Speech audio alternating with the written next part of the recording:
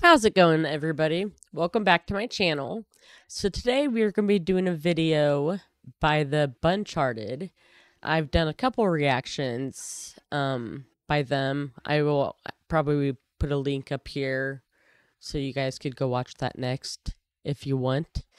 But this video in particular is called 8 Things You Shouldn't Do in the Netherlands. And this is from Asfats in the Netherlands. So this is probably stuff they've done and then found out they shouldn't have done it. So they're looking out for us. Let's check it out. Walking in the bike lane, assuming everyone speaks English, these are just a few of the things you should definitely not do in the Netherlands, but there's a lot more. Today, we're counting down the top 8 things you should definitely not do when you're in the Netherlands. For those of you moving to or just visiting the Netherlands for vacation, we wanted to put together a handy list of things to avoid doing while you're here. So let's jump right into it. Number 8. Don't just go to Amsterdam. There are some great things in Amsterdam that draw a lot of tourists, like the Anne Frank House, but there are so many beautiful cities deserving of at least a day trip. The Netherlands is quite a small country, and you can cover a lot of ground in just a 2-hour train ride.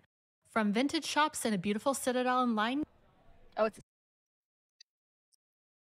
The Anne Frank shop? That is awesome. They actually just came out with a movie, the Anne Frank. I can't remember what it's called, but my best friend Anne, and they actually said Anna. They pronounced it Anna. Yeah. Wow, that's super cool. That's one thing I'm definitely going to visit first thing first.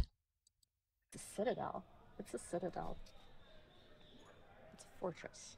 To amazing architecture and chocolate-covered whipped cream treats in Den Bosch. You can Yum. find all of those fairy tale homes and canals outside of Amsterdam too. Okay, we also wanted to let you know that we recorded this video a few weeks ago, and when I was editing it, we just kind of decided that we hated it. That happens sometimes. It happens sometimes. I think officially the count for us is 3 for a year. 3. Yeah. What's the third one? We'll have to Well, talk do you about know the other one? Yeah, I know what the other one is. Great. Yeah. So we decided to re-record it today, and we had this whole plan of all the things that we were going to do, and it was going to be seamless. You wouldn't have even noticed, but it's pouring rain all day, and it's going to be pouring rain tomorrow, and we leave this weekend for Friesland, so we don't really have any time to record what we wanted to record. Yeah. So here we are in front of our desk right now, and this is why you're about to be transported to the past where we had this beautiful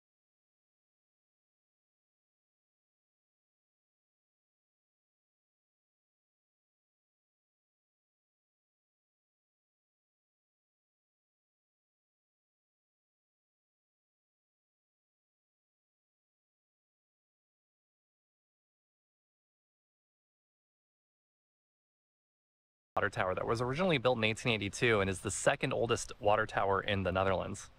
Where's the oldest? I couldn't find out. I didn't know. Oh, are you in there? There you Yeah, go. hi. Hello. It's been completely renovated and now houses a beautiful hotel and a delicious restaurant here in Dordrecht. We're going to explore more of this place, and we're going to get lunch here too. But first, let's move on to number 7. When you're on the train, metro, or any public transit, don't leave your trash behind. NS does a good job of providing trash cans at each seat or at the entrances to the train. And even if those are full, please just take it with you and find a trash can on your way out of the station. There's nothing worse than finding a seat on a crowded train and having to clean up someone else's mess of croissant crumbs. And a couple more public transit don'ts. Number 6. You'd Don't stand in front think of the train. you'd think that that's not something you should have to say to people, but you do. Clean up someone else's mess of croissant crumbs. And a couple more public transit don'ts. Number 6. Don't stand in front of the train, tram, or metro doors before they open. Let everyone get off before you try to get on. Oftentimes, people are in a rush to get off the train, and sometimes they have luggage, small children, or just need a bit of extra time going down the stairs. Please wait your turn and give everyone space to exit safely. Number 5. There are quiet cars on the train. In Dutch, it's called stilte, and you'll generally see this logo somewhere in the train car. I will admit, I have violated this rule unknowingly. I had no clue there was a silent car on trains. In many cases, other passengers will politely notify you that you are in the silent car and ask you to be quiet. If this happens, you'll likely never Oh. forget to pay attention to which car you are in because it can be quite embarrassing. The silent cars aren't just for conversations, but extend to the volume of your phone and music playing through your headphones too. This water tower was a functional water tower supplying the entire city with Good to drinking know. water up until 1965. And now the entire premises has been renovated into a hotel and a restaurant surrounded by this beautiful vegetable garden. And speaking of, let's go grab lunch now. The theme of the restaurant is food that includes a lot of the fresh vegetables that are grown in the garden here at Villa Augustus. So I got a rotisserie chicken, and what else was on it? Ooh, a great salad. Yeah, great salad on the side and some pickled onions, and it was all on like some really crispy toast. What'd you get? I got the rigatoni with pesto, and Oh, yum. That looks the really pesto was good. made from herbs from the garden. It also had some walnuts and Swiss chard on it, which I saw in the garden. Yeah, and we also had to get the rosemary fries.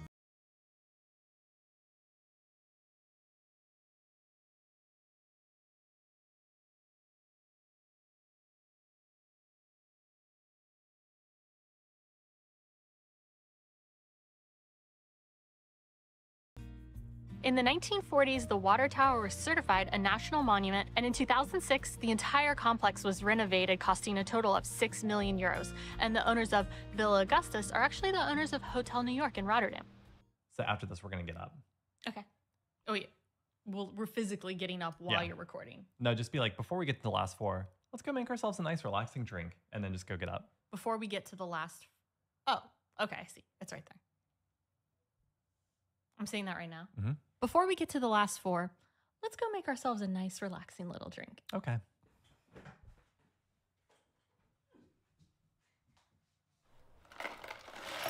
How much gin do you think I should add? I don't know. I think I've seen about that much. Get that logo in here. Yeah. Mmm. That looks really good. Okay, now make mine. All right, I'm ready. This is so weird.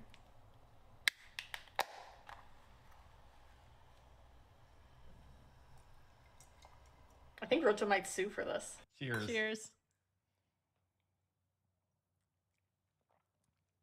Oh, Mine's good. this is very good. Is it really good? Can Yeah. you taste the berries? Number 4, don't walk in the bike lanes. This one really seems like a no-brainer. But once you're in a crowded city center, distracted by Google Maps, some people tend to forget, and it can be quite dangerous for you and for everyone who's biking. The biggest advice when crossing over a bike lane appropriately is don't hesitate once you commit. Most cyclists will change their path to allow pedestrians to cross in front of them, so you running out or changing your mind quickly can also cause an accident. Also, be aware that bike lanes look different in each city, and sometimes even different within the same city. Don't count on the bike lanes being red like they are in Amsterdam. This one time when we were in Berlin, I was taking a picture of a funny sign, and to get the picture, I had to walk briefly into a bike lane, and there really weren't that many people in the bike lane. It wasn't busy at all. It wasn't busy at all, and I was in there for like a few seconds, but I got yelled at in German. It sounded so He was very angry at me. aggressive. And he No, wasn't even close to wow. like hitting you, but No. I mean, you were in the bike lane, so. Number 3. If you do plan on visiting Amsterdam, don't go to the TikTok famous places. You're probably going to wait hours in line for something that's expensive and isn't very good when a much tastier, less expensive option exists somewhere else in the city or even the country. For example, we visited Hey. Van Wonderen stroopwafels in Amsterdam and paid 10 euros for a regular stroopwafel that was straight up bad. I don't think it has a lot of flavor. It's too soft. It's like powdery. On the flip side, we went to Rudy's at the Albert Cup Market and paid $2.50 for a fresh stroopwafel that was absolutely delicious. This isn't the only example. This is true for fries, pannenkoeken, and many other things. In many cases, you're waiting hours in line for something that is overpriced, isn't very good, and a much tastier and expensive option exists somewhere else in the city. What is something that you've tried that's like lived up to its hype before? Oh. I don't know. Do you know? Like, does anything come to mind for you? I love In-N-Out. Speaking of food, number 2. Don't miss out on all the great food in the Netherlands. It's not all just bitterballen and herring, even though bitterballen and herring is are pretty good. That's a Uncharted slogan. The Netherlands has a ton of delicious food like stampot, which is a staple in the dark winter months. Also, lots of fantastic Indonesian restaurants and Surinamese eateries, as well as Caribbean food. So when you're visiting the Netherlands, you should definitely stop at the Automat to get a croquette, but equally as important, spend some time looking for a highly rated, unique local spot too. All right, are you ready? It's time for number 1. Where's the drum roll? Da-da-da-da-da. Do you want me to do this one? Yeah, you should do this one. Okay, hang on. I feel like a burp is coming. Number 1. Don't assume everyone speaks English or wants to speak English. Please learn how to greet people and say thank you. A little Dutch goes a long way when you're interacting with the locals. A simple goedemorgen when walking into a shop, a dankjewel when you get your food, and a doei when leaving can make all the difference. And if you find yourself in a situation where the other person is speaking Dutch to you, remember this handy phrase. Spreek du Engels, or do you speak English? All right, that's it. That's the official Buncharted guide to things that you should not do when you're in the Netherlands. And we're curious, if you made your own list, what would be on it? Let us know in the comments. Is there anything you disagree from our list? Yeah. I think it's a pretty standard list. We say that, people are going to rip it apart. Well, as always, thank you so much for watching. And we're sorry this whole thing wasn't outside. It was supposed to be beautiful, but what is this? It's the end of July. It's supposed. That's okay. He made it interesting. They made it work. I always enjoy watching them. Every single video that I've watched have been really good and really informative. So definitely check out their channel if you enjoyed this video. And thanks for watching. Have a good day, guys.